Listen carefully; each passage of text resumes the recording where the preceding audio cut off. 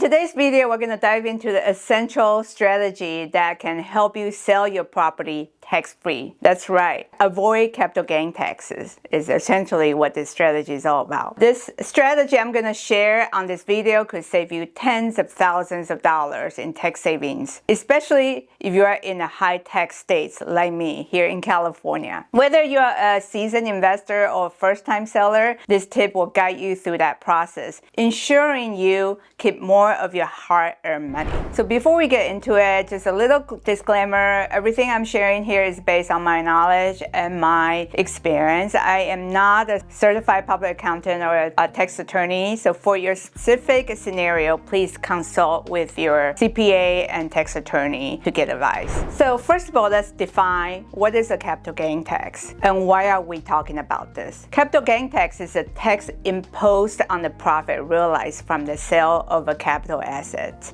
such as stocks, bonds, or other investments. Here we're talking about real estate as an asset class. The tax is applied to the difference between the sale price of the asset and its original purchase price, known as the basis of the asset. The difference between the price you acquire and the price you sell is the amount that's subject to capital gain tax. For example, if you bought a house 30 years ago for $50,000 and today the property is worth $2 million, the difference between $50,000 and $2 million is subject to capital gain tax, which in the state of California, it's about 33% between the federal and the state. So 33% of the difference between $50,000 and $2 million could potentially be how much you have to pay in capital gain tax, which is a significant amount. So let's talk about there are two types of capital gain taxes. The first type is a short-term capital gain tax, and these are gains from assets held for 1 year or less and are taxed at individuals' ordinary income tax, which can range from 10% to 37% depending on the taxpayer's income bracket. The second one is the long-term capital gain tax, and it refers to assets that you hold for more than a year. Depending on the earning of that asset and your income tax filing status, it's 0, 15, or 20% at the federal level. For example, if you are a single person, you made a profit on your long-term assets above $47,000 in 2024, you are subject to 15% capital gain tax. If you make more than $518,000, the capital gain tax at the federal level will be increased to 20%. So 15 or 20% is more or less what you will be responsible for when you sell a large asset like real estate. And that's just at the federal level. Let's talk about the California level. In addition to federal, we also have to pay a state capital gain tax. Here in California, it's ranging from 1% to 13% depending on your gross income that you file on your tax return. Please refer to this chart. Oftentimes,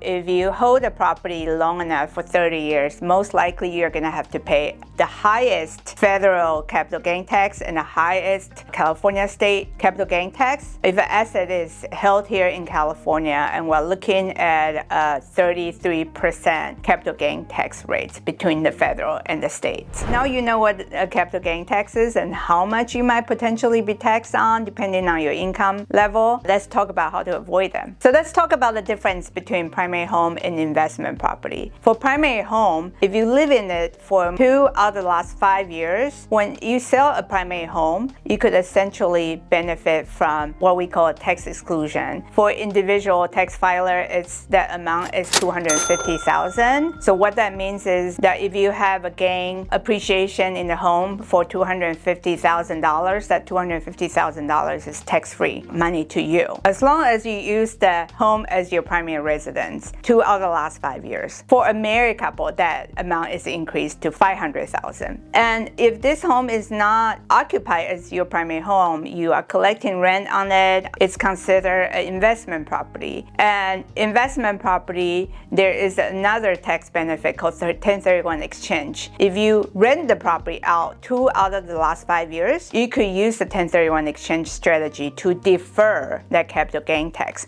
by selling your original asset and buying a replacement property. So here's the strategy. How do you take advantage of the best of both worlds? Strategy number one, you could live in your primary home 2 to 3 years at a time. When you see a gain, move out, take advantage of the tax exclusion, buy another home to move in, and repeat that cycle. So you could take advantage of that capital gain tax exclusion amount every 2 to 3 years. That's one strategy. Strategy number two is house hacking. House hack a portion of your home and turn that into a rental. Here in California, it is very popular to build an ADU in someone's backyard. So essentially, you'll be living in the main structure and rent out the ADU as a rental property. So this is becoming a reality for many property owners here in California. So if you have a portion of the property as a rental property and a portion of the property as a primary home, you could technically benefit from the best of both worlds. Upon the sale of your asset, you could take advantage of the tax exclusion on the primary side of things, and then 1031 exchange and tax defer. The portion of the home usually is determined by the square footage of the primary home versus the ADU, and tax defer that into a replacement property through 1031 exchange. So an example of this is a property that I own in San Jose, and here's the picture of it. You can see in this configuration, 65% of the front property is the primary residence. The 35% in the back is a rental. In this example, when you file taxes, you want to treat 35% of that asset as a rental. If you have a rental, then 35% of your expenses. We're talking about mortgage interest that you pay, property tax that you pay, utilities that you pay, internet and all that, maintenance, gardener, capital improvement. 35% of that can be treated as expenses against the rental that you collect